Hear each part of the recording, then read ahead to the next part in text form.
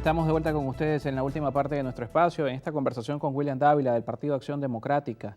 Mencionaba antes de irnos a la pausa nuestro invitado que el país, en ese proceso de poder caminar en esa dirección que veíamos en la Asamblea Anual de Fede Cámaras, de ese documento de la visión de país para 2035, precisamente habla también de un sector político que debe tener madurez y comprensión de precisamente los temas que le interesan al ciudadano. En ese camino le consultábamos a nuestro invitado cómo queda el reconocimiento de los errores, porque la clase política hoy, en este contexto donde se plantean las primarias, donde se plantea candidaturas presidenciales en cada uno de los sectores, hay uno que reclama un rendimiento de cuentas, que reclama que se aclaren también de alguna forma las rutas que se plantearon y que no llevaron a un resultado esperado, como el caso, por ejemplo, del manejo de los fondos del Estado. 90 millones de dólares ha destinado para el Fondo de la Liberación de la Democracia el llamado gobierno interino, así lo ha declarado la Alianza del Lápiz. ¿Qué pasa con estos casos? ¿Quedan en el pasado? Es decir, ¿cómo también en ese sentido de venderle madurez al país hay que hablar de estos temas? Mira, ha habido rendición de cuentas en los organismos institucionales correspondientes, ¿no? No necesariamente en los conocidos, pues, sino en los que ha formado parte, como tú mismo lo acabas de señalar, los mecanismos de control del gobierno interino. Y sobre todo porque la comunidad internacional es muy clara en eso. Ahí no es una cuestión de estar burlando controles. El que tenga que asumir su responsabilidad, que la asuma. En las investigaciones exhaustivas que se hagan y auditorías correspondientes, que la asuma. Yo en este momento promuevo y hablo en función de la necesidad de salir de esta crisis que tenemos, en donde hay dos estados, dos instituciones, y tenemos que buscar a eso una salida. Porque si no vamos a tener, si nosotros no tenemos Estado de Derecho en Venezuela, no vamos a tener inversiones. Si nosotros no tenemos poderes contralores y de investigación autónomos, siempre va a haber complacencia y no va a haber investigaciones a fondo. Y eso no puede ser producto de circunstancias políticas o del momento, porque uno muchas veces ve que investigaron tal cosa de parte de organismos adscritos pues, a Maduro, a tal funcionario.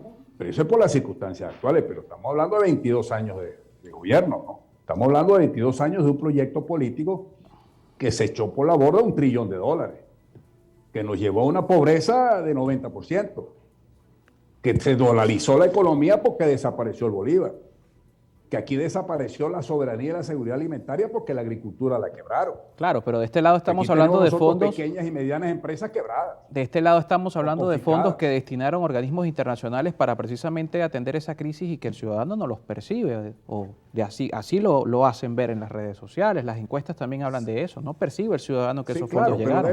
Por eso te digo, han habido, vamos a decirte, informes en la Comisión de Contraloría, la Comisión de Contraloría abierta investigaciones, los organismos internacionales de apoyo internacional, porque déjame decirte una cosa, cuando aquí se liberan activos no es que la plata llegó aquí, no, son recursos que son contadas las instituciones que se han liberado en sus activos, esos son recursos que están congelados precisamente en los bancos, eso no es una cosa que le llegó aquí. Cuando tú me hablas del fondo de activos, de defensores de la democracia, de fondos de activos sobre la vida, etcétera, ahí salieron recursos para comprar las vacunas COVID con el acuerdo que se llegó con organismos internacionales que existen promovidos por la Organización Mundial de la Salud.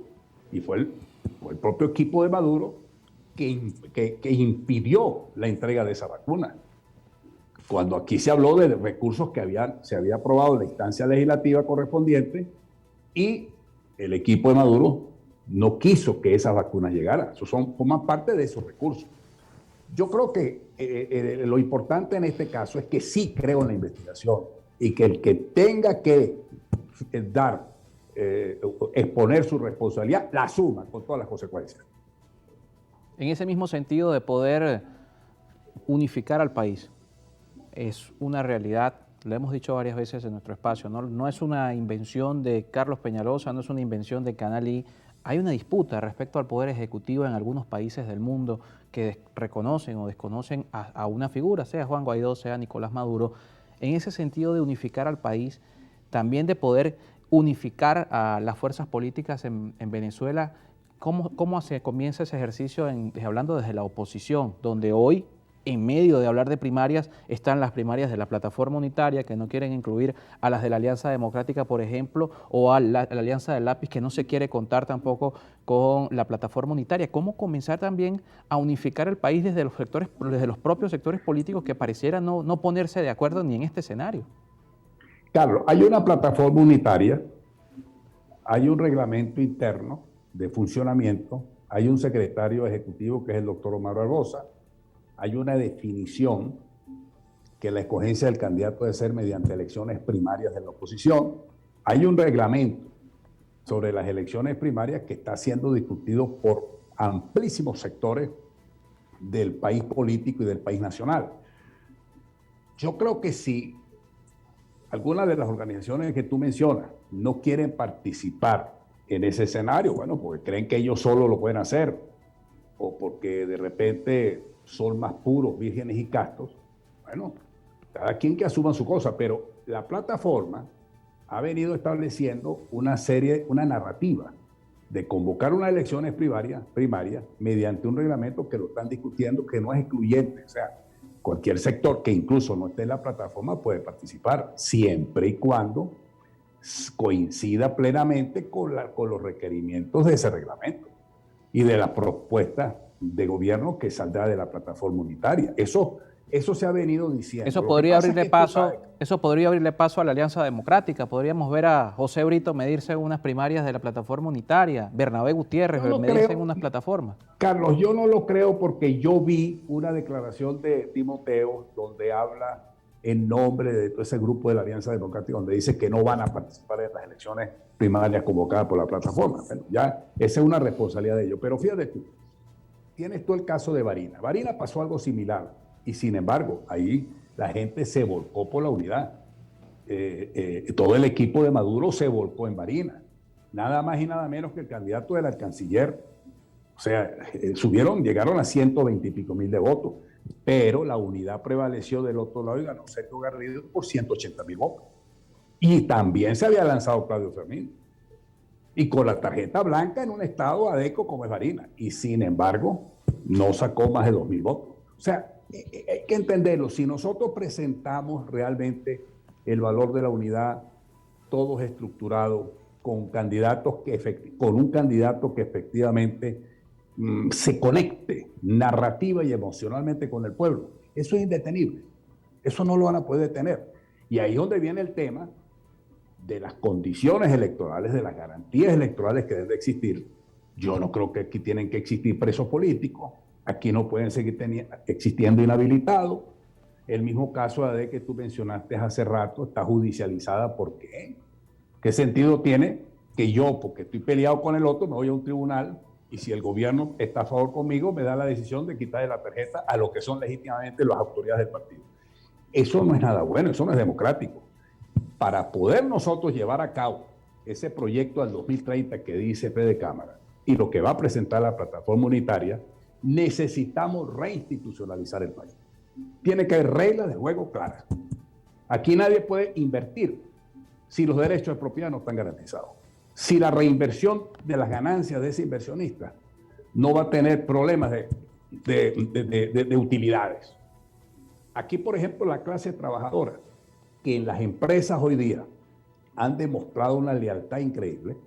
Bueno, ahí hay una discusión y un tema. Yo no puedo esperar tantos años el día que me vaya de la empresa para que me den mis prestaciones sociales, sino que quiero que prácticamente me las salaricen mensualmente. Esa es una discusión y esa es una discusión, un debate que se tiene que dar con la clase trabajadora. Eso no puede ser una decisión de un solo sector. Por eso yo hablo del entendimiento. Pero ¿y por qué? Vamos hacia un estado democrático de bienestar, es necesario ese entendimiento entre todos los sectores. Pero entonces no comenzamos al revés. ¿Por qué no hablarle primero al país del país que queremos o el país que se le presenta como propuesta y no hablar de nombres? Porque el ciudadano tal vez, como decía Tomás Socias, tal vez el ciudadano le interesa es su bolsillo, le interesa que el dinero le alcance, le interesan otros temas que no tal vez están tan vinculados a quién es la cara, sino tal vez la propuesta de país. ¿Por qué no comenzar por allí? Sí, Carlos, es que ese es un tema importante, claro.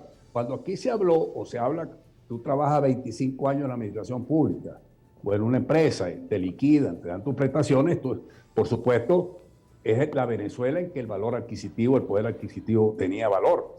Es decir, a ti te daban, después de tantos años, 1.000.000 de bolívares, eso era plata. Hoy día no es nada. Ahí viene la discusión, como la hiperinflación y el modelo económico fracasado que ha desarrollado Maduro ha llevado a que precisamente las prestaciones sociales prácticamente se acaben. Ese es un tema. Si en medio de la crisis yo te doy una balsita para que no naufrague mensualmente de tanto, o yo voy a esperar que a mí me paguen mis buenas prestaciones con un poder adquisitivo que valga y que yo pueda con esas prestaciones hacer una pequeña inversión, una pequeña microempresa.